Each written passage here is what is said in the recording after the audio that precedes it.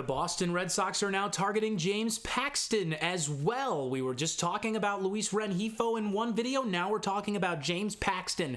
James Paxton was on the Red Sox last season, although they got rid of him at the deadline because he was performing so well. Hello, everyone. I'm Evan Sharrard. We're going to be breaking down in the next 10 so minutes James Paxton's baseball reference page, his savant page, and his fit on the Boston Red Sox, just like we did with Luis Rengifo, just like we did with Jameson Taillon. If you want to be in the know for everything going on with the Red Sox for the rest of the season, trade deadlines the 30th of July, that's in just a week. Subscribe down below, it's free, and let's jump right into it because we've got a lot to talk about. So this is going to be the baseball reference page for our friend here, James Paxton. And so when we look, let's get this in a bigger view, shall we? When we get a look at what he's done this season, he is now 35. So remember, when we're thinking about bringing James Paxton in, we're not thinking about it being super long term. This guy's a rental, maybe 1-2 years. And if he's really playing well, hey, maybe I'm wrong and he's here till he's 40. But let's wait and see first. So James Paxton, little information on him before we get into this. Paxton is a former ace of the Seattle Mariners, where he played for quite some time, racking up 41 wins there, as you can see. He threw a no-hitter. He's a Canadian, and he threw a no-hitter in Canada, the only stadium that's there right now, which is the Rogers Center against the Toronto Blue Jays. So he's had an up and down career. He had dealt with some serious injuries when he signed with the Red Sox back in 2021. He didn't play at all, or sorry, 22. He didn't play at all that season, and he stuck with the Red Sox last year, played it out, and then he moved on to the Dodgers. Also, mind you, he was not traded. I don't know why I said that. James Paxton stayed on the Red Sox the whole season. That's not true. So, yes, as you can see here, he only played with one team, the Red Sox. If he had played with more, it would list it there. So that's that. Anyway, this season with the Dodgers, he is 8-2, and he just got DFA'd, which is why the Red Sox are even possibly going to be getting him. And so let's just look at that. This is why I'm even making this video, that James Paxton had been DFA'd, and the Red Sox do have interest in him. And right here, there's a chance that he could be finding his way back to the Red Sox, and that's really what we're breaking down here. So that's that. But breaking down these baseball reference statistics, last year, he was pretty solid for the Red Sox. I know that 4.5 ERA, as I would say, anything over 4, not good. Anything below 4, good. Anything below 3.5, great. Anything below 3, fantastic. So he's been pretty bad this year. Pretty bad, to say the least. And last year, 4.5 was what his ERA finished at. Before the All-Star break, there was talks of James Paxton being an All-Star last season.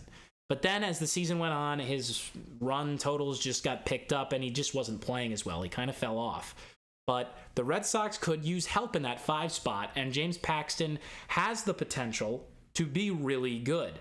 And it's been kind of out of nowhere that the Dodgers DFA'd Paxton, as he was okay enough up until this point where he did actually hold on and put the Dodgers in a position to get the win against the Red Sox in his last start. But they've DFA'd him now. And so now we're looking at his statistics, talking about him being a Red Sox. And so the one thing here to me that stands out is his ERA plus is 10 below average, which is over there at 90. 100 is average. Anything above is above average, and anything below is below average. So 90, not very good. He was just about an average pitcher last year with 101. But this year, he's walked 48 batters. And if we look at the innings pitched from last year, where he only threw 96, he did deal with injury problems again. This year, he's only thrown 89 so far, 89.1 to be exact, so 89 innings and 1 out. He's walked 48 guys, which leads the major leagues. And how do I know that? Because a bolded statistic on Baseball Reference is a league leader statistic. And so while Paxton has been great in his past, this season, not so much. And if I'm the Red Sox, I would take a flyer on him because he's going through waivers right now. And the way that waivers works is you have the waivers happening. Every team can get a look. There's Kenley Jansen's quote. Every guy can get a look at what's going on. And by every guy, I mean every team. The worst team has the chance. We'll go right back to that Jansen quote in a second, but I need to explain this. The worst team gets a chance, and then if they say no, it goes to the next worst, next worst, next worst. You get the idea. So if he falls down to the Red Sox and they make that claim on him, he would be a Red Sox for next to nothing. Now, if they trade for the rights of James Paxton as he goes through waivers, they can get him without anybody interfering. And so that tweet there, that X post mentions that we should be thinking about what they're going to be getting. Like, this is a Dodgers-centric post here. So what would you hope Boston gives up? If they do this, I want the Red Sox to give up a prospect who could turn out, not a guy who we're planning on turning out. This should be like a C-grade prospect. This guy should not be someone who's going to be a surefire superstar or someone who's touted to be that. This should be a guy who maybe comes to the bigs in like 3-4 years. This should be someone nobody's ever heard of, who's traded back for James Paxton. That's what I think. And the reason is because of his statistics this season. He just has not shown that he can be a good enough pitcher. Let's take a look at his baseball savant stats here now. He has been bad. In the Renhefo video I just made, I mentioned that in Baseball Savant, blue is bad, red is good. These are all percentiles. So the 9th percentile is where he is for 2 of these stats. And then how about 6th? He's getting shellacked, man. James Paxton's getting hit hard. His average exit velocity is in the 6th percentile. That means that 94% of all pitchers who have pitched this season are better than him so far. Now, I love James Paxton, and I would like the Red Sox to take a flyer on him because I think he can be better than this. And that's why I'm saying they should take a flyer on him. But if they get exactly what he has been so far and what he was at the end of last year, no.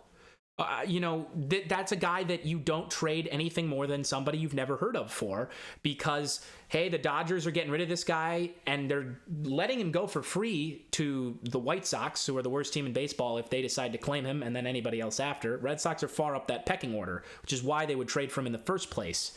But these stats just don't scream to me. This guy's not been good. He hasn't been good this year. He was good last year for a little bit, but he tapered off, and, he's not striking guys out, and he's walking guys. And those are 2 ways, the big ways to give up runs. If you're a pitcher at any level, this is how you be good. You throw strikes, get ahead in the count, you don't walk guys, and you strike guys out when you need to. That's way harder said than done. Or it's way harder done than said. Way easier said than done is what I meant to say.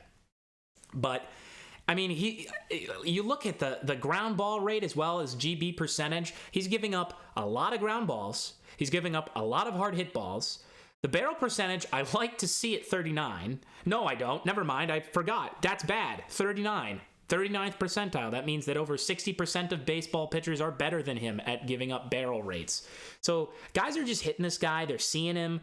His expected ERA is low too. So that means that his ERA that we were seeing there, that means that is actually representative of how he's been pitching. If he's expected to be in the 16th percentile based on the pitches he's thrown and the batter's results, that's not good. His fastball velocity is at 93 miles per hour, which is in the 35th percentile. He's not getting guys to chase, which means his off-speed stuff hasn't been great either. That's a problem. So overall, when I'm thinking about James Paxton, this is where he's going to fit in with the Red Sox.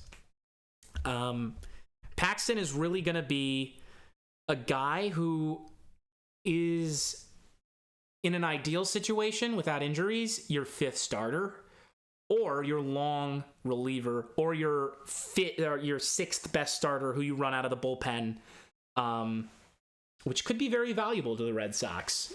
But right now, Paxton, does he edge out Cooper Criswell even at the 5 spot for me? I'm not sure. And if the Red Sox do go and get Jameson Taillon, which granted would require a full trade, and the Dodgers are wanting to get rid of our friend James Paxton right now by waivers, so it'd be very easy for the Red Sox to throw a trade their way to get him.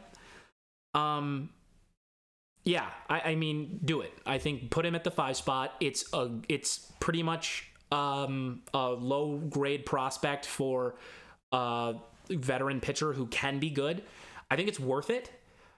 But I wouldn't bank on James Paxton being the guy for the Red Sox to turn this pitching staff into an upper echelon pitching staff. I think that they've pitched like an upper echelon pitching staff.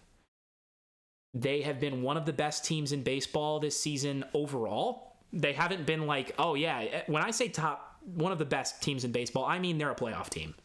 The Red Sox are playing like a playoff team. Right now they're not. They've lost 4 straight, but they can, and they, I think, will.